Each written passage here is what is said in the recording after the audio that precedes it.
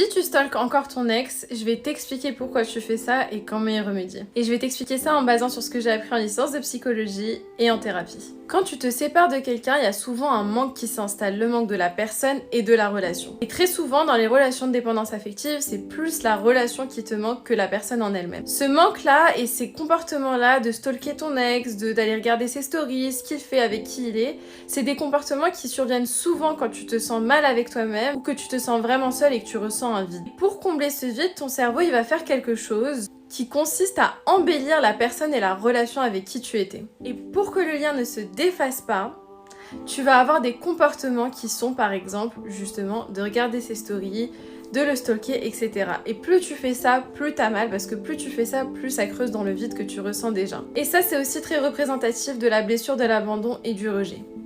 Pour éviter ce genre de comportement et de te faire mal comme ça, base plutôt ton attention sur toi-même. Tourne-toi vers l'intérieur, donne-toi de l'amour, de l'affection, de manière à ce que tu combles ce vide que tu as ressenti sur le moment et qui t'a poussé à adapter ce comportement.